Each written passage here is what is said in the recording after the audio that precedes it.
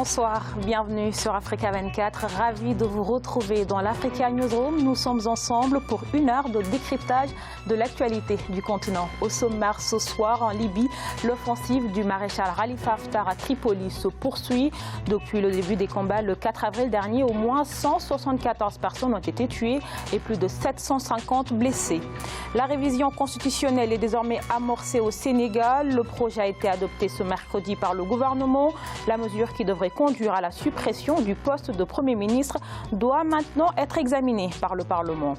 Et puis 5 ans après au Nigeria, des familles des filles de Chibok enlevées par Boko Haram sont toujours dans l'attente de nouvelles. Un documentaire dénommé Les filles de Chibok raconte le calvaire d'une mère dont la fille a été enlevée. Et avec nous sur ce plateau pour en parler, Emmanuel Dupuis, président de l'Institut Prospective et Sécurité en Europe. Bonsoir. Bonsoir. Emery Mayoula Nyamba, conseiller municipal à Noisiel. Bonsoir. Bonsoir. Et Hamid Chiriet, géopolitique. Bonsoir. Bonsoir. Tout de suite, on démarre avec l'actualité politique.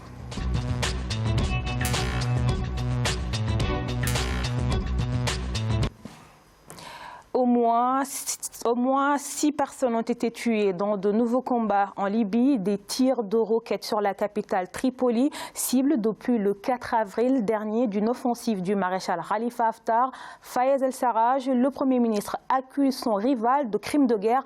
On fait le point avec Zahra Mohamed Mouchou. Tripoli, désormais la cible de tirs de roquettes. Une salve de roquettes tirée mardi soir dans la capitale libyenne. Au moins 7 puissantes explosions ont secoué le centre de la ville, tuant 6 civils. Le Premier ministre, Fayez el-Sarraj, accuse son rival, le maréchal Khalifa Haftar, de crimes de guerre. Une guerre, on doit savoir la terminer aussi. Et à mon avis, le maréchal Haftar pensait certainement qu'il allait faire une offensive assez rapide pour se débarrasser donc, de quelques forces qui seraient en face des siennes. Comme il a réussi à le faire dans le faisant.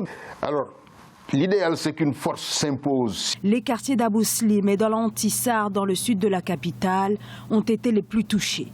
Les troupes du maréchal Khalifa Haftar, à l'origine de l'offensive, lancée le 4 avril, nient toute responsabilité dans ces nouveaux bombardements. Pour l'armée nationale libyenne, c'est l'une des milices de Tripoli qui serait derrière l'opération. Ces bombardements, nouveau témoignage de l'intensification des combats. La situation est très mauvaise parce qu'il y a beaucoup de combats dans le sud de la capitale, dans les quartiers d'Ain Zara, au niveau de la route d'Al-Matar, au niveau d'Al-Rabi. Beaucoup de gens sont pris au piège dans ces zones, en plein milieu des combats.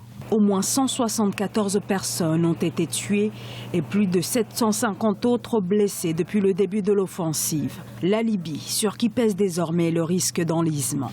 Puisqu'au sol, comme dans les airs, aucun des deux camps ne semble prendre l'avantage. Un projet de résolution réclamant un cessez-le-feu et un accès humanitaire facilité aux zones de combat attend toujours d'être adopté au Conseil de sécurité des Nations Unies. Monsieur Emmanuel Dupuis, on a envie de savoir aujourd'hui quels sont les objectifs et les ambitions de Khalifa Haftar. Ouais, très clairement, de gagner la victoire militaire. D'ailleurs, il est en train d'y quasiment l'obtenir, puisque depuis l'offensive qu'il avait lancée dans le sud, il faut se rappeler que le maréchal Haftar est avant tout un militaire. Contrairement à ce que certains pays ont voulu croire, ce n'est pas un diplomate, c'est un militaire. Donc il raisonne en tant que militaire. Il a une puissante armée. L'armée nationale libyenne, c'est 80 000 hommes. Évidemment, si on met de l'autre côté, si on compare avec les milices, c'est à peu près le même nombre d'hommes, mais sans commandement unitaire. Donc le maréchal Haftar fait une offensive. Donc ce qu'il veut, c'est gagner militairement sa légitimité. Qu'est-ce qui a déclenché cette offensive subitement en fait, sur Tripoli ? Plusieurs choses. Premièrement, il y a sans doute une sorte d'accord tacite que le maréchal Haftar est allé chercher, alors même que la situation politique est bloquée depuis 2015. Il faut se souvenir qu'il y a un calendrier dans la stabilisation libyenne. Ce qu'on appelle la déclaration de Skhirat précise qu'il faut tendre vers des élections, une conférence intra-libyenne qui n'a pas eu lieu d'ailleurs. Elle devait se tenir il y a quelques jours à Ghadamès, dans le sud-ouest du pays. Et puis bien évidemment, la mise en place d'un gouvernement d'union nationale. Celui-là existe, mais dont la légitimité se résume à quelques quartiers de Tripoli, pas au-delà. Donc le maréchal Haftar, pour répondre à votre question, le maréchal Haftar a sans doute eu un discours volontairement plus martial que diplomatique quand il s'est rendu à Riyad quelques jours avant l'opération qu'il a lancée, l'opération conquête de Tripoli, qui a été confirmée le 11 avril dernier quand il s'est rendu à Moscou, ou le 14 avril dernier quand il s'est rendu au Caire, confirmant le fait qu'il y a un certain nombre de pays du voisinage qui voient sans doute d'un meilleur œil que nous, communauté internationale, l'offensive militaire actuelle. Et pour revenir au gouvernement d'union nationale, en légitimant en quelque sorte les milices de Fayez el-Sarraj, est-ce que quelque part cela ne contribue pas au chaos que subit la Libye aujourd'hui ? Bien évidemment, ça contribue notamment à disloquer la Libye. On voit très bien depuis l'intervention française, il faut revenir à la source. C'est l'intervention française qui a aujourd'hui amené à ce chaos libyen. Je crois que ça, c'est important de le rappeler à nos téléspectateurs. Ça, c'est le premier des éléments. La deuxième des choses, on voit très bien que l'accord de cessez-le-feu aujourd'hui est en panne. Depuis les accords de Skhirat, notamment au Maroc, le Royaume du Maroc avait une diplomatie intéressante, notamment intra-africaine. Et on voit que la question libyenne, en réalité, elle se superpose à travers des concurrences qui sont en réalité simplement les pays du membres du Conseil de sécurité. Et d'ailleurs, quand on analyse ça, dans tous les conflits interafricains, on voit très bien que ce sont les pays du Conseil de sécurité qui sont dans une certaine concurrence. Et je crois qu'aujourd'hui, c'est une occasion, notamment sur la question de la Libye, pour ce que moi j'appelle développer une diplomatie uni-onusienne, c'est-à-dire de passer à une diplomatie multilatérale, à une diplomatie uni-onusienne. Il faut aujourd'hui une réforme de l'ONU pour qu'il puisse y avoir une stabilité au niveau international et qu'on puisse réellement démocratiser cette institution qui est opaque, notamment à travers le Conseil de sécurité, et que ce soit l'Assemblée générale qui puisse avoir les leviers démocratiques pour pouvoir en tout cas résorber les crises africaines et mondiales. On a envie de savoir justement quelle est la part de responsabilité de ces pays membres de la communauté internationale. Comme on vient de le dire... Mais ça n'existe pas, la communauté internationale. Déjà, la communauté internationale n'existe pas. Voilà. C'est un concept flou. Derrière, il n'y a rien. Il faut arrêter de parler. Donc, à chaque fois, on met ce terme en avant, communauté internationale. Pour moi, il n'existe pas. Et là, les faits le montrent bien. Tous ces pays-là font partie de la communauté internationale. Mais il a été dit qu'ils sont tous membres du Conseil de sécurité. Et ils jouent en Libye un jeu de bonto où chacun pousse ses pions et la Libye est un peu un terrain de jeu pour chacun de ses forces. On a la Russie, on a la Turquie, on a la France, il y a l'Arabie Saoudite, tout le monde est positionné là, ce pays-là. Mais la question que moi je me pose, c'est à qui ça profite ? Et deux, il faut toujours, on n'oublie pas, la source du problème. Et on a déstabilisé, je vais en venir, on a déstabilisé ce pays-là par une action de la France et du Royaume-Uni en 2011. Derrière, il n'y a pas eu de plan B. Donc aujourd'hui, c'est le désordre qu'on a. L'OUA avait mis en place avait même nommé un haut représentant, M. Sassou Nguesso. Aujourd'hui, son échec est épatant. Donc l'OUA ou l'Union africaine, où elle est aujourd'hui. Donc c'est comme si elle est inexistante, alors que ça se passe en Afrique. Et c'est les puissances étrangères à l'Afrique, à part l'Égypte, bien entendu, qui aujourd'hui jouent en Libye un jeu dangereux, parce que derrière, il va y avoir des problèmes sécuritaires, de sécurité internationale, mais on parle des migrants, et l'une des voies d'accès des migrants en Europe, c'est la Libye. Voilà. Et on va revenir sur le GNA et ces milices qu'on accuse de trafic de toutes sortes. Il faut le dire aussi, ils tiennent en otage Tripoli, et même le gouvernement d'union nationale qui a du mal à installer son autorité, sachant que à huis clos, les deux protagonistes, ils s'entendent, mais après, ça bloque. Comment peut-on expliquer cela ? Pas tout à fait vrai quand même. Ça ne veut pas dire que... C'est pas parce qu'on les voit en train de se serrer la main qu'ils sont d'accord. Dans toutes les médiations, la salle Saint-Cloud en juillet 2017, l'Élysée, mai 2018, Palerme, novembre 2018, récemment à Abu Dhabi, ils sont évidemment sur le même langage. Oui, nous devons aller vers des élections. Elles devaient se tenir en décembre 2018. Elles n'ont toujours pas lieu. Oui, nous devons réformer la Constitution de 2014. Oui, nous devons faire en sorte que le Parlement, qui a été élu, le Parlement de Tobrouk, je rappelle qu'il n'y a pas que 2 protagonistes en Libye, il y en a 3. Et le troisième, c'est qui ? C'est le Parlement de Tobrouk, qui, selon la Constitution de 2014, Mohamed Aguila Salah est le président de la Libye. Président par intérim, mais président de la Libye. Donc il y a 3 interlocuteurs, en tout cas institutionnels. Donc ils sont... Saïf el-Islam. Non, Saïf el-Islam, il n'apparaît absolument pas. Mais qui est quand même influent en Libye. Bon, d'accord. Qui quand même des milices et qui... Oui, non, mais Saïf el-Islam, c'est tout à fait différent. Saïf el-Islam est influent par son influence paternelle. Mais il n'a pas de présence militante, il n'a pas de présence militaire. Je rappelle que Saïf el-Islam est entre les mains d'une des milices. Donc on ne peut pas dire que Saïf al-Islam existe. Il est en train. Et pour revenir au blocage des négociations. Pour revenir au blocage des négociations. Donc ils sont tous d'accord pour dire qu'il faut aller vers un gouvernement national inclusif. En résumé, pour décrypter, faisant une place au maréchal Haftar. Sauf que le maréchal Haftar, et c'est là le fond du problème, je ne suis pas tout à fait d'accord avec ce qui a été dit par mes collègues, ce n'est pas un problème de Conseil de sécurité. C'est quoi le problème? C'est un problème de voisinage. Ce n'est pas les pays les membres du Conseil de sécurité qui posent problème, c'est les pays du voisinage. Et c'est les influences indirectes et les ingérences. Mairie Moyole ne semble pas être d'accord avec ce que vous dites. Ça mériterait un vrai dialogue et j'espère qu'on va l'avoir. Le facteur aggravant en Libye, quel est-il? Premièrement, c'est la porosité des frontières. C'est la raison pour laquelle l'Algérie a fermé sa frontière, l'Égypte a fermé sa frontière et encore plus récemment, la Tunisie a fermé sa frontière. Donc il y a une circulation d'hommes et d'armes. Je rappelle qu'il y a 1,5 million de Libyens qui sont en Tunisie et maintenant, comme il y a une saturation, ils se rendent en Turquie.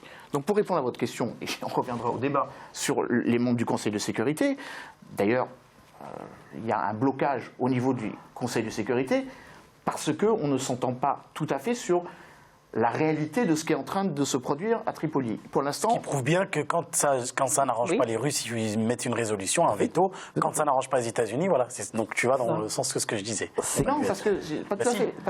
Oui, monsieur Merlin. Directement. Si vous me permettez. Ce que tu décris, c'est une réalité stratégique qui existe depuis 70 ans. Mais on est d'accord. C'est pas ça dont on parle. C'est pour ça qu'une réforme de l'ONU s'impose. Et nécessaire. De toute façon, le conflit libyen, je peux me permettre, il prouve quand même que même la médiation de l'ONU a échoué. On peut dire que la communauté internationale travaille en vain. Elle a échoué parce que l'ONU, c'est les États-Unis, comme l'a dit Boutros. Quand il était secrétaire général de l'ONU. Parce que l'ONU, c'est aujourd'hui les États-Unis. Le secrétaire général de l'ONU se trouve en Libye quand le maréchal Haftar lance son offensive.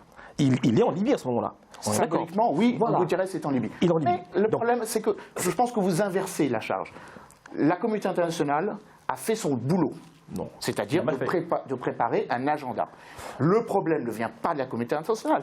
Le problème vient du fait qu'on a décidé de faire du maréchal Haftar une alternative à un gouvernement qu'on aurait dû soutenir plus ardemment. C'est là le problème. C'est pas le problème que le Conseil de sécurité a fait de l'ingérence. Non. Je rappelle maintenant, on a envie de savoir quand est-ce que les deux parties vont s'asseoir et discuter. D'abord, il doit y avoir une médiation. L'Union africaine doit jouer son rôle pleinement. Premier des éléments. Si on veut stopper cette crise, il faut arrêter d'armer les milices. D'abord. Il faut revenir toujours à la source. Ce conflit, l'origine du conflit a été notamment due sous la présidence de Nicolas Sarkozy, l'intervention libyenne pour des causes que l'on sait et des articles qui ont été publiés par Mediapart. Ça, tu ne peux pas le nier. Premier élément. Parce qu'il faut le dire là-dessus. Tu ne peux pas le nier. Ça, ce sont des faits. La deuxième des choses, c'est la question de l'armement aujourd'hui. Qui arme? Qui? Quels sont les producteurs d'armes? Je ne pense pas que ce soit des pays africains, à ma connaissance. Qui financent. Je rappelle que les armes circulaient bien avant l'opération L'Harmattan. On est d'accord, mais il y a des armes, qui circulent de plus en plus en tout cas. Mais ça fait 20 ans que les armes circulent en Libye. Justement, il faut stopper l'armement, parce que les milices sont de plus en plus armées par des puissances étrangères, tu le sais très bien. Il y a des puissances étrangères qui arment les milices aujourd'hui, notamment, pas simplement qu'en Libye, mais tout en Afrique. On va pas faire ça, ce sera une émission peut-être un jour. Spéciale pour ça. Mais en attendant cela, Monsieur Dupuy, quel est le meilleur scénario aujourd'hui? Une diplomatie de la paix en tout cas, voilà.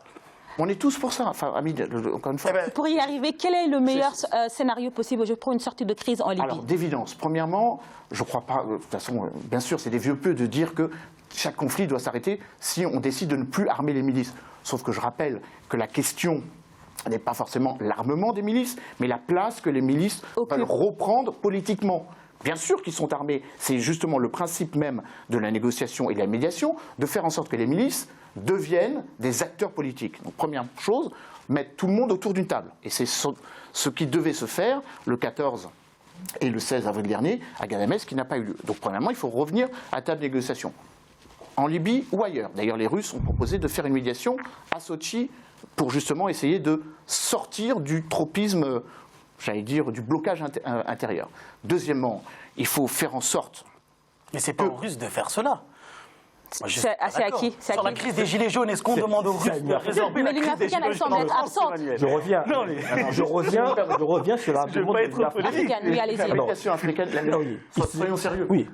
Soyons sérieux. On ne demande pas aux États-Unis ou aux Russes de Alors, que doit faire aujourd'hui Jamais commencé. l'Union africaine pour une sortie de crise en Libye? La Union africaine, déjà, l'interlocuteur Sassou Nguesso qui était choisi n'était pas le bon. Donc, déjà, il manque de crédibilité. Exactement. Vis-à-vis de différents partenaires, il manque de crédibilité. 2, en termes de visibilité, qu'est-ce qu'il a fait? Comme a dit mon collègue ici, qu'est-ce qu'il a fait? Rien. Ils sont venus à Paris, ils sont allés à Palerme. Les différents protagonistes n'ont jamais été à Brazzaville. Donc l'Union africaine aujourd'hui... C'est pas vrai, ils sont allés à Brazzaville. Ils sont à Brazzaville, mais voilà, ça a abouti... Le chef d'état-major d'Haftar, Madouri était à Brazzaville. Il était à Brazzaville, oui, mais pas Haftar. Alors que Haftar était attendu par Sassou Nguesso, il n'est pas allé. Donc aujourd'hui, l'Union africaine, pour moi, doit revenir dans le jeu. Parce que ça se passe en Afrique. Exactement. Donc l'Union africaine doit reprendre ses droits en disant, ça se passe chez nous, on va s'asseoir à la table et on va, avec notamment les différents partenaires qui sont membres du Conseil de sécurité et qui sont en Libye, la Russie, on l'a dit, les États-Unis, qui ne disent rien pour l'instant, mais on sait qu'ils sont là. Les Français. D'accord, monsieur. Et j'aimerais ajouter un élément important qu'on oublie souvent sur la question de la crise libyenne, c'est la diaspora libyenne. Et notamment les organisations des droits de l'homme libyens. Il y a beaucoup aujourd'hui de Libyens qui vivent dans la diaspora, qui sont membres d'organisations notamment de droits de l'homme, et qui, eux, qui sont la société civile aujourd'hui libyenne, et qui sont l'avenir de la Libye aussi, et qui veulent des élections transparentes. Donc il faut arrêter ces accords tacites entre les militaires et entre les puissances étrangères. D'accord. Je crois qu'aujourd'hui, on a des exemples en Afrique. Les sociétés civiles, de plus en plus, prennent le dessus sur la question démocratique et il est important de donner la place à ces sociétés civiles-là. D'accord. On va marquer une courte pause. On se retrouve dans quelques instants pour la suite de l'Africa Newsroom. Arrêtez avec l'argument sarkozyste. Je cite.